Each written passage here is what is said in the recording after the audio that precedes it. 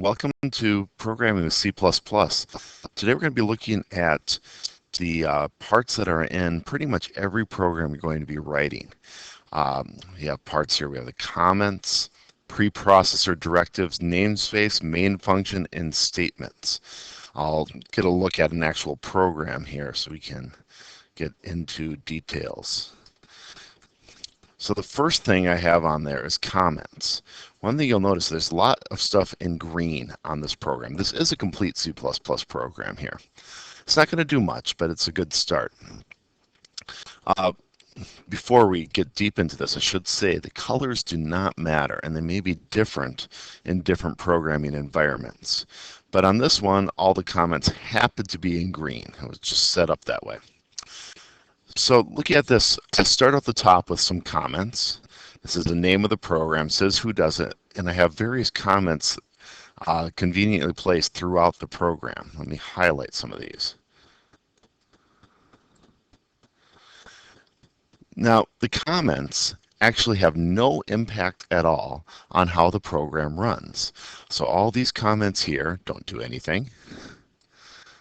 All these comments here don't do anything, or here, or here. Quick question is, well, why do we have them at all?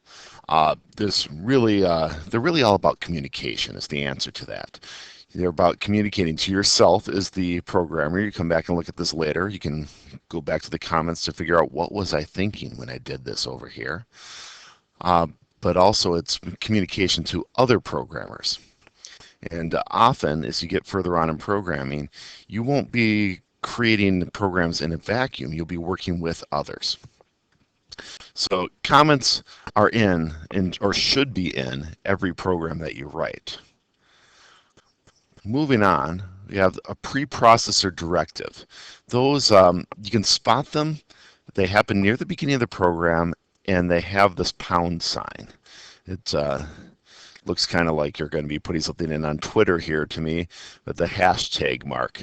But it's really, it's a note that this is going to be a command to the processor before the rest of the program begins. And this one, pound include, will be the one that we use most often, especially with IO stream. IO stands for input and output, and it's how we can send things to the computer screen or get information back from the keyboard. With that, we also have using namespace standard. Namespaces are a relatively recent idea in C++, but what it does is set up a bunch of variable names that can be used throughout the program. Essentially, all the programs that we're working on early on here will have these two lines in them exactly as they are here, so that we can send information to the screen and get information from the user. You can copy them down exactly as they are. You'll be fine. Int main, this will appear in our programs as well. The main function is where the real program is contained. And you see a opening brace over here on the left. Down on the bottom, there's a closing brace lined up with it vertically, with the opening brace vertically. The main function then is where you put the real bulk of the program. What do you want the computer to do? In this case, I don't want it to do much. I want it to tell the screen hello. But that is where you put those program statements. The program statements, here I have two. The return 0 ends the main function. The cout hello everybody sends information to the screen. These program statements are where the bulk of your program is going to take place. This is what's going to change as you go from one program to the next. Your first few programs will pretty much look the same outside of the main function. What you change will be in here. And let's compile this just to see what it does. So I'm sending a message to the computer. It's compiling.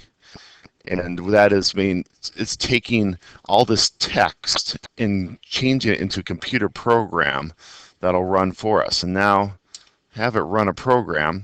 It says hello everybody, and then right after it says press any key to continue. It's because I didn't tell it to hit enter or put any spaces in there. And when I press a key, it'll go away. And I'll make a quick fix here and tell it to put a enter there. The \n means hit enter. It's one character that's really the new line character. That's what the N stands for. And you can have that appear on the next line. But it did what I wanted to do, and then it waits to continue. This is one of our first programs that we're doing, but it uses all those 5 parts of the program: comments, preprocessor directive, namespace, main function, and statements in order to accomplish this.